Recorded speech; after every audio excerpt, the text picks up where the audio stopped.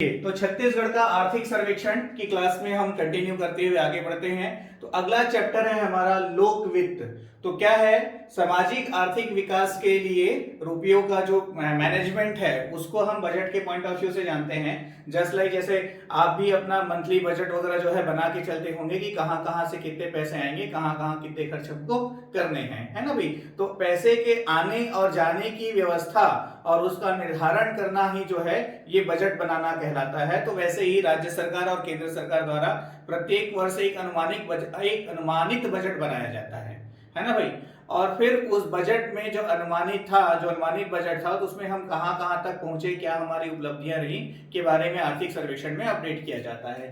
तो लोक वित्त को ही बजट के नाम से जानते हैं। तो फिलहाल हम डिस्कस कर रहे हैं 2019-20 के बजट के ऊपर, है ना भाई।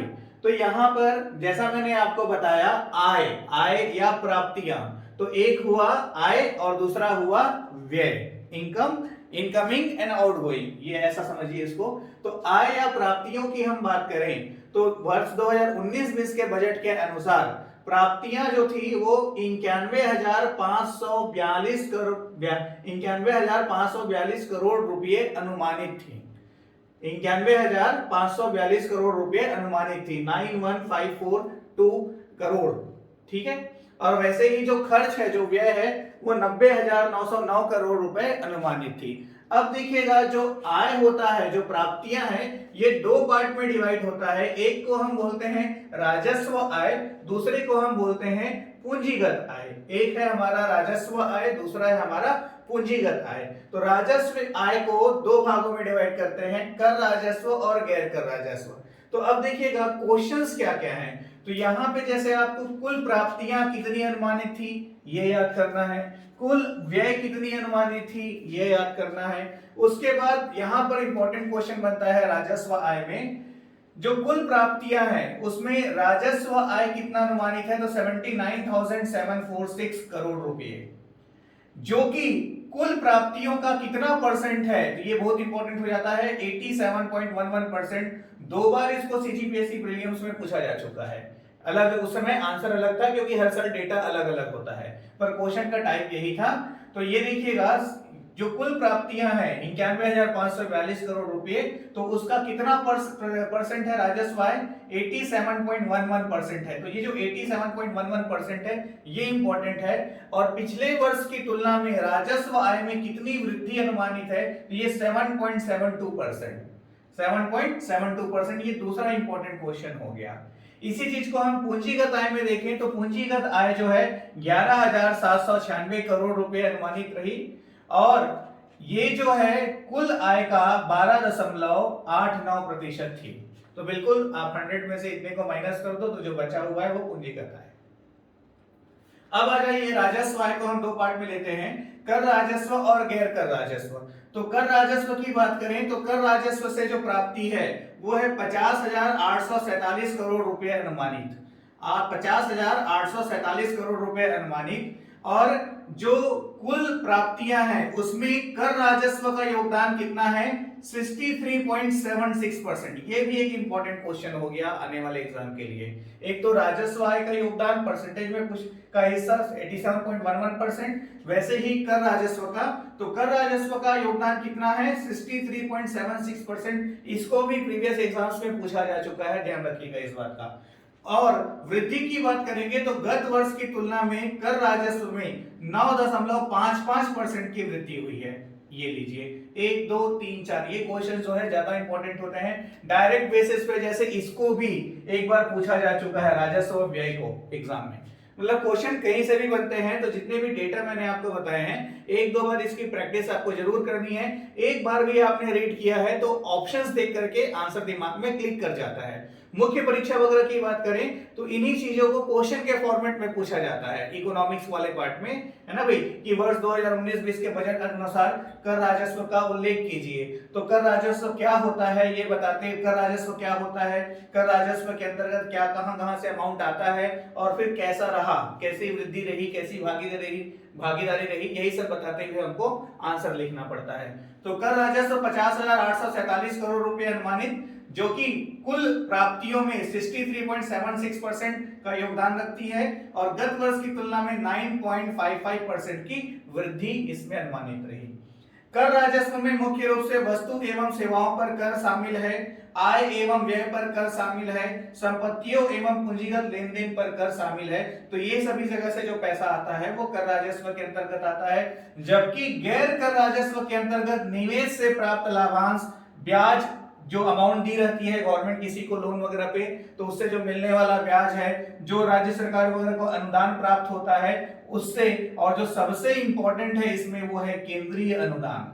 सबसे इंपॉर्टेंट है केंद्रीय अनुदान। तो केंद्र सरकार से प्राप्त अनुदान, केंद्र सरकार से प्राप्त अनुदान।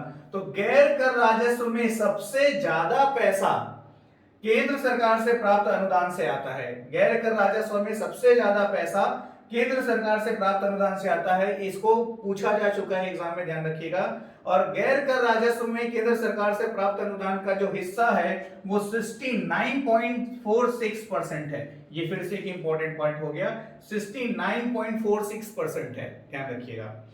अब आगे देखें, ये हमने अभी देखा कि प्राप्तियों के बारे में। व्यय के बारे में हम देखें तो वैसे ही राजस्व व्यय और पूंजीगत व्यय ये भी दो पार्ट में डिवाइड होता है। तो राजस्व व्यय जो है 78,594 करोड़ अनुमानित है, जो कि कुल व्यय का 86.45% है।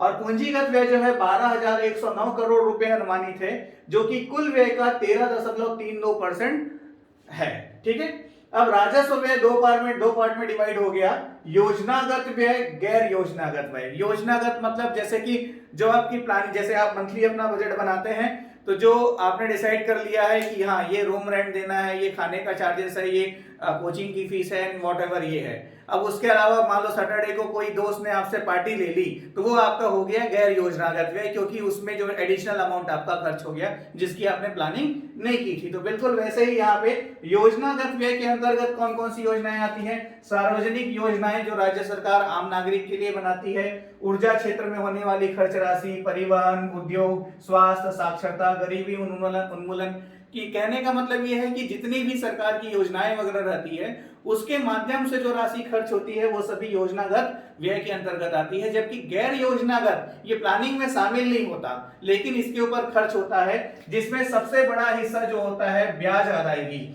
मतलब कि यदि सरकार ने कहीं से लोन लिया है, उधारी ली है, तो उसका ब्याज गवर्नमेंट को देना पड़ता है ना भाई।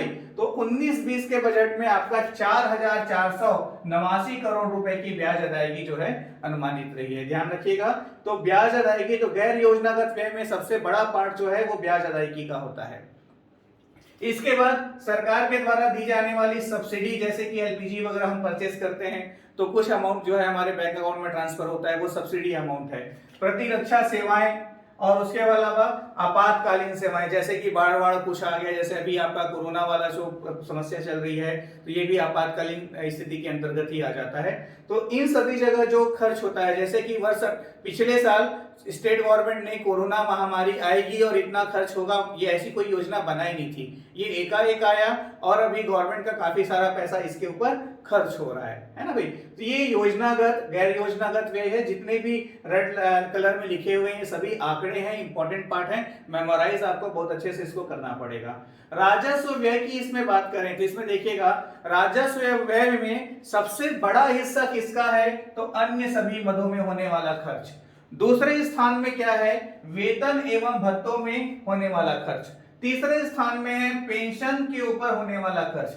चौथे स्थान पर है ब्याज अदायगी में होने वाला खर्च, और पांचवा जो है मजदूरी में। तो गैर योजनागत में ब्याज अदायगी जो है पहले नंबर है, लेकिन राजस्व व्यय में ब्याज अदायगी जो है चौथे नंबर पर है। तो सबसे मतलब ये मैंने घटते क्रम पे इसको लिखा हुआ है, तो इसको भी थोड़ा ध्यान पे रखिएगा खर्च के आधार पर। अब इसमें हम देखें क्या, राजस्व प्राप्ति।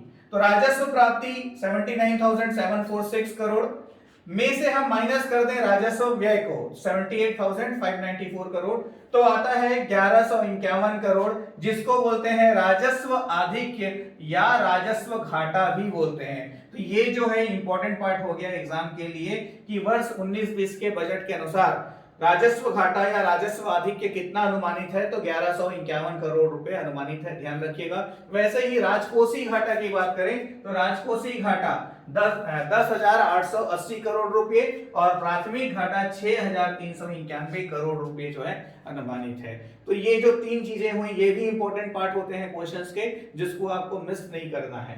फिर देखिए राजस्व आय के प्रमुख स्रोत, राजस्व आय के प्रमुख स्रोत। तो राजस्व आय के प्रमुख स्रोत के रूप में देखें तो सबसे ज्यादा जो आय है वो कहां से है, एसजीएसटी से है। तो स्टेट को मिलने वाला जो जीएसटी का पार्ट है, कुल आय का 36% हिस्सा जो है एसजीएसटी से मिलता है।